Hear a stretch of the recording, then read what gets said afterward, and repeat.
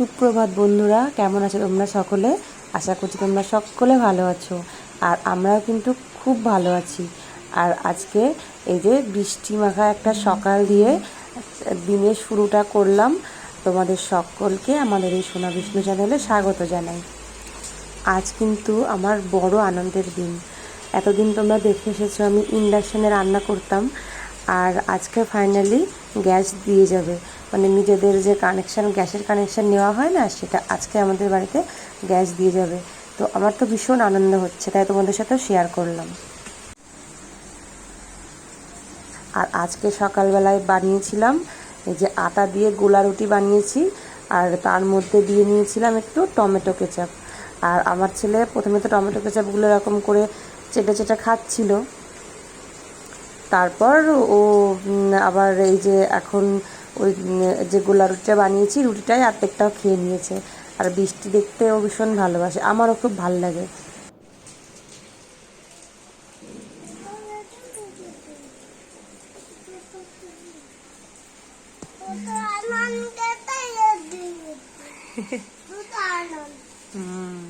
আনান, হ্যাঁ আনান।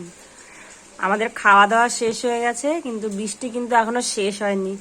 যাই হোক, রেসিপিটা তোমাদের সাথে অন্য আর একদিন শেয়ার করব, কারণ এখন আমার কাছে প্রচুর এইদিকে কাজ রয়েছে। এই যে ঘর বাড়ি সব অগোছালো হয়ে আছে, এগুলো সব সেট করতে হবে। আর ঘর এখনো ঝাঁটও দিইনি, ঘরটা ঝাঁটও দেবো, ঝাঁট দিয়ে মুছতে হবে, কারণ আজকে বিছানাটাও গোছাবো। সকাল সকাল সুরজিৎ অফিস চলে গেছে তো, আর কারণ আজকে আমাদের নতুন গ্যাস আসবে, তো সেই জন্য তাড়াতাড়ি ঘরটা একটু ঝাড় দিয়ে মুছে নিই।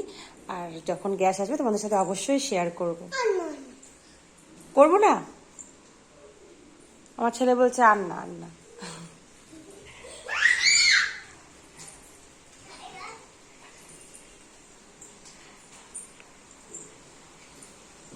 বৃষ্টি দেখতে ভীষণ ভালোবাসে, আমারও ভালো লাগে, সবারই ভালো লাগে। আসো আসো, ঘরে আসো।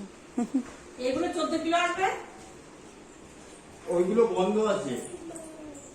এটা কোথায়? এই যে দেখতে দেখতে চলেই এলো, অনেক সকাল সকাল চলে এসেছে। এখন এই 10টা মতন বাজে, এর মধ্যেই গ্যাসটা চলে এসেছে। আর আমরা ইন্ডিয়ান গ্যাস নিয়েছি।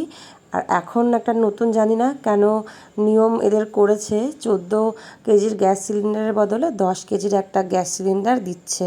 টাকাটাও অবশ্য কম নিচ্ছে, 14 কেজি যেটা দেয় সেটা সম্ভবত 1000 টাকা করে নেয়, আর আমার কাছ থেকে ইনি নিয়েছে প্রায় 600 টাকার মতন নিয়েছে।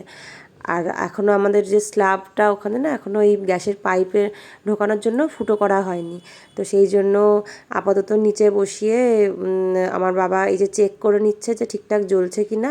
আর ওভেনটা কিন্তু আমরা নিইনি, তাই জন্য টাকা একটু 3000 টাকা কম পড়েছে। ওভেন আমার মায়ের কাছে ছিল, ওই পুরনো মানে মায়েদের আগের ওভেনটা, ওটা যেহেতু একদমই ভালো আছে, সেই জন্য ওটাই ব্যবহার করব আমি আপাতত। আর এই যে একটু আগেই এসে গ্যাসের এটা পাইপটা ফুটো করে দিয়ে গেল, ওই যে পাইপ রাখার ওই ঢোকানোর জায়গাটা, আর বাবু ওই যে গ্যাসটা সেট করে দিচ্ছে। আমার যা আনন্দ হচ্ছে কি বলবো তোমাদের। আর বাবা আমাকে দেখিয়ে দিচ্ছিল যে রেগুলেটরটা কী করে লাগাতে হয়, তো ওটাই আমি শিখছিলাম, কিন্তু আসলে আমি কিছু শিখিনি। আমি নেক্সট টাইম যখন গ্যাস দিতে আসবে আবার বাবাকে ঠিকই ডাকবো এটা লাগিয়ে। অবশ্য যারা দিতে আসে তারা তো রেগুলেটর লাগিয়ে দিয়ে চেক করে দিয়ে যাবে, তো অসুবিধা হবে না তখন কিছু। ব্যাস, এতদিনে রান্নাঘরটা আমার পূর্ণ হলো। এতদিন তো ইন্ডাকশানে রান্না করতাম, তো যাই হোক গ্যাস এসে গেছে, এবার আর অসুবিধা হবে না।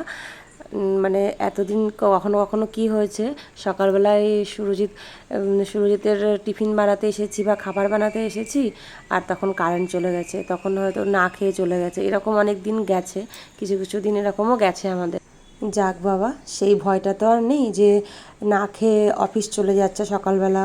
আর তারপরে আমার ছোট বাচ্চা রয়েছে, ওরও কখনো কখনো খাবার বানাতে দেরি হয়ে যেত। আর এখন যেখানে আমরা এসেছি না, ওখানে খুব কারেন্ট যায়, তো সেই জন্য আরও বেশি অসুবিধা হচ্ছিল। আর গ্যাসে প্রথম এই যে দুধ দুধ উতলানো হচ্ছে।